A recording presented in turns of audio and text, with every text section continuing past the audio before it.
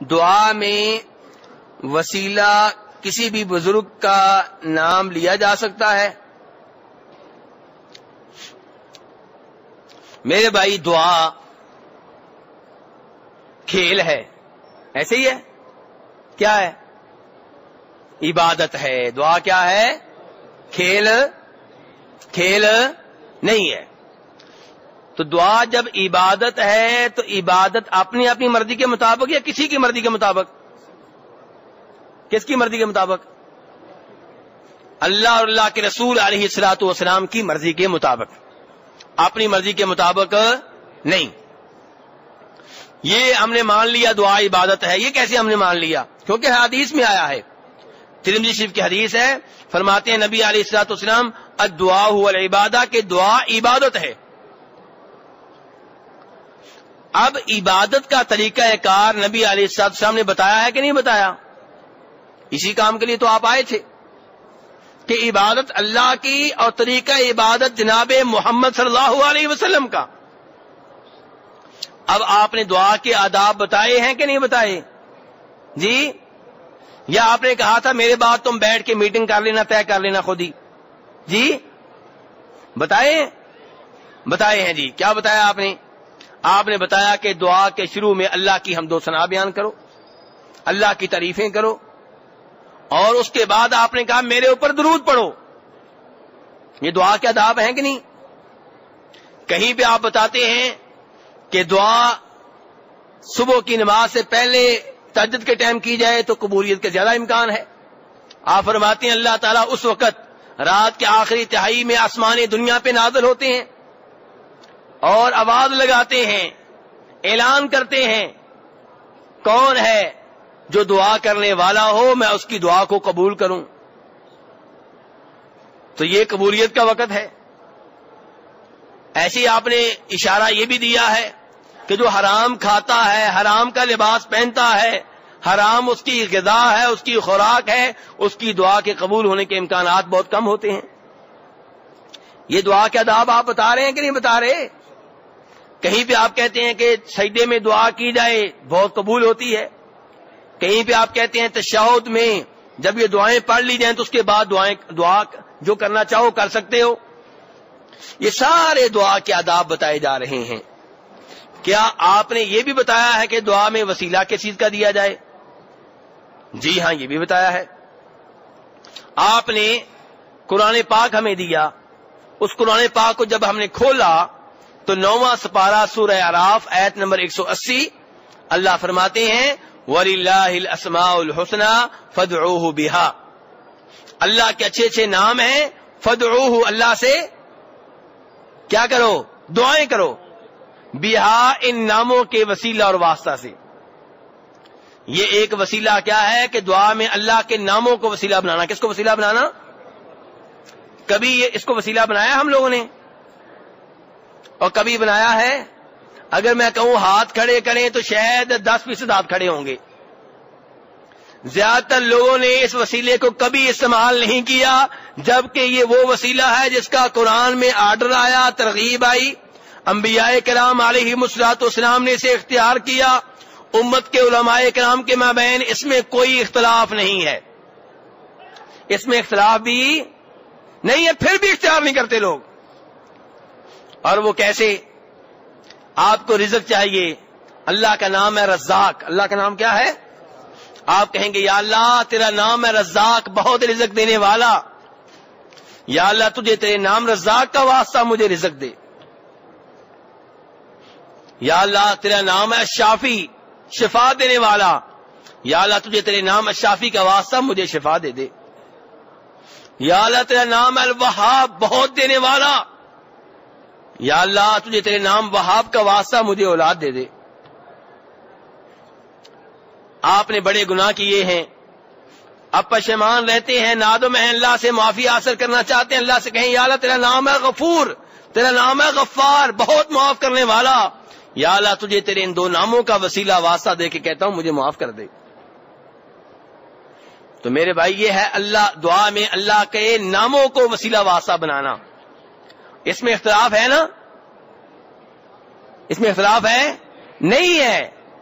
اور اس کی دلیل قرآن میں ہے، انبیاء کرام علیہم السلام نے اسے اختیار کیا ہے، اور امت کے لوگ جسے اختیار کرتے ہیں وہ 10% ہوں گے، اس سے زیادہ نہیں ہے، باقی لوگ اختیار نہیں کرتے اس کو۔ دوسرا وسیلہ واسطہ، اپنے نیک عمل کو وسیلہ واسطہ بنانا۔ کس چیز کو بنانا؟ نیک عمل کو۔ اس کی دلیل کیا ہے؟ بخاری شریف کی حدیث ہے، آپ نے سنا ہوگا کہ چند لوگ غار میں پھنس گئے تھے۔ پھنسے تھے کہ نہیں پھنسے تھے؟ کتنے تھے وہ؟ 3۔ پھر کیسے نکلے تھے؟ اللہ کو اپنے نیک اعمال کا انہوں نے واسطہ دیا تھا۔ کسی نے کہا تھا یا اللہ فلاں لڑکی، اس سے میں برائی کرنا چاہتا تھا، وہ قابو نہیں آتی تھی، فلاں موقع پہ قابو آ گئی، میں نے اتنے پیسے بھی دے دیے، اتنا سونا بھی دے دیا، سونے کی اتنی اشرفیاں دے دیں، سکے دے دیے، اور جب معاہدے کے مطابق میں گناہ کرنے لگا تو اس نے کہا اللہ سے ڈر جا، یا اللہ تو جانتا ہے کہ مجھے کسی کا خوف نہیں تھا، کسی کا ڈر نہیں تھا، صرف تیرے ڈر سے میں پیچھے ہٹ گیا۔ یا اللہ اگر میرا وہ عمل صرف تیری رضا کے لیے تھا تو آج اس مصیبت سے نجات دے دے۔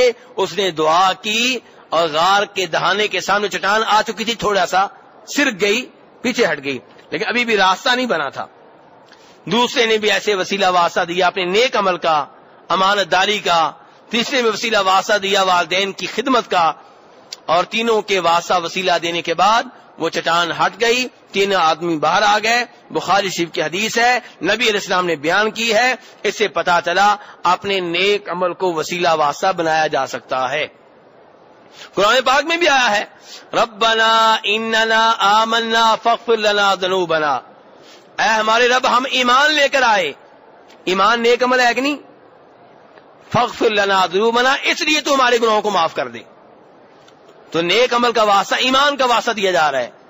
تو آپ بھی کہہ سکتے ہیں یا اللہ فلاں سال نقصان ہو چکا تھا، کاروبار میں لوگ کہہ رہے تھے حج کے لیے نہ جاؤ، لیکن یا اللہ میں تجھے راضی کرنے کے لیے آ گیا تھا۔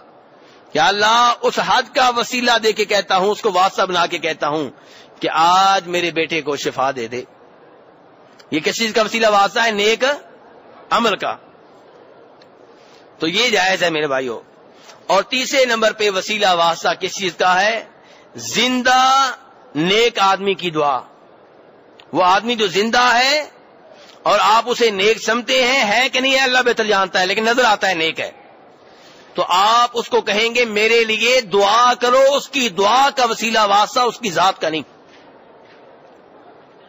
صحابہ اکرام رضوان اللہ علیہم اجمعین نبی علیہ الصلوۃ والسلام کے پاس آتے، حاضر ہوتے، آپ سے دعا کی درخواست کرتے۔ کوئی شفا کے لیے دعا کی درخواست کرتا، کوئی بارش کے لیے دعا کی درخواست کرتا، اور آپ ان کے لیے دعا کیا کرتے تھے۔ تو یہ جائز ہے، درست ہے کہ جو زندہ ہے، موجود ہے، لیکن سوال یہ پیدا ہوتا ہے کہ جو فوت ہو چکا ہو، موجود نہ ہو، کیا اس کی ذات کو وسیلہ واسطہ بنا سکتے ہیں؟ یا جو فوت ہو چکا ہو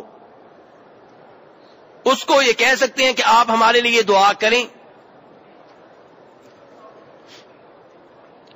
اس سلسلے میں آپ کے سامنے بخاری شریف کی حدیث رکھوں گا۔ کس کتاب کی حدیث؟ بخاری شریف کی۔ آپ تھک تو نہیں گئے؟ چلو ماشاءاللہ، ویسے چھٹی ہونے والی ہے بس۔ تو بخاری شریف کی حدیث ہے کہ نبی علیہ الصلوۃ والسلام کے پاس جناب عائشہ نے گزارش کی کہ اللہ کے رسول السلام میرے سر میں درد ہو رہا ہے۔ آپ نے کہا عائشہ کوئی بات نہیں، اگر تمہیں کچھ ہو گیا اور میں ہوا زندہ، تمہیں کچھ، میرے بھائی میرے ساتھ یہ الفاظ بڑے قیمتی ہیں، اگر تمہیں کچھ ہو گیا اور میں ہوا زندہ تو میں تمہارے لیے دعائیں کروں گا، تمہارے لیے اللہ سے مغفرت کروں گا۔ پھر سن لیں آپ کیا کہہ رہے ہیں کہ اگر تمہیں کچھ ہو گیا یعنی کہ تم فوت ہو گئی اور میں ہوا زندہ، میں کیا ہوا؟ عربی میں الفاظ سن لیں، ذاکی لو کان وانا حی فادعو لک واستغفر لک، کہ عائشہ اگر تمہیں کچھ ہو گیا اور میں ہوا زندہ تو تب میں تمہارے لیے دعائیں کروں گا، جس کا دوسرا مطلب یہ ہوا کہ اگر میں زندہ نہ ہوا تو پھر تمہارے لیے دعا نہیں کر سکوں گا۔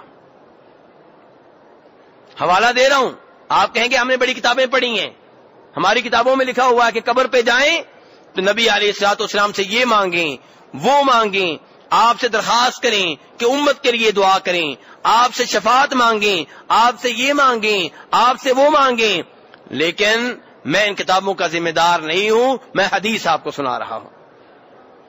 حدیث دوبارہ دہرا دیتا ہوں، بخاری شریف کا حوالہ ہے، جناب عائشہ رضی اللہ عنہا آپ کے پاس آئیں اور آپ سے کہا میرے سر میں درد ہو رہا ہے، اور آپ کہتے ہیں کہ عائشہ اگر تمہیں کچھ ہو گیا وَأَنَا حَيٌّ، اور میں ہوا زندہ، تو تب میں تمہارے لیے دعائیں کروں گا، تب میں تمہارے لیے استغفار کروں گا۔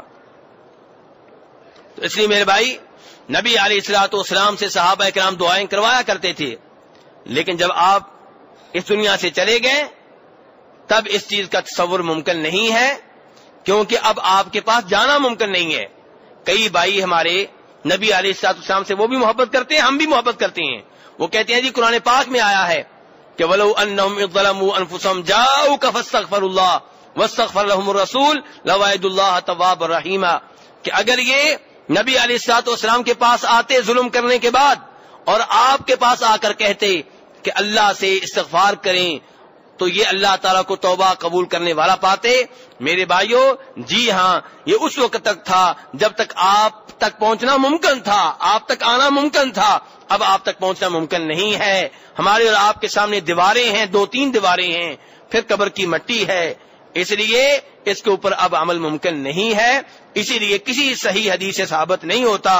من گڑت قصے کہانیاں بہت مل جائیں گے آپ کو، لیکن ایسا مستند حوالہ آپ کو نہیں ملے گا کہ صحابہ کرام رضوان اللہ علیہم اجمعین آپ کی قبر پہ آئے ہوں، آپ کو پکارا ہو، آپ سے کہا ہو کہ ہمارے لیے دعا کریں، ہمارے لیے بارش مانگیں، ایسی کوئی چیز آپ کو نہیں ملے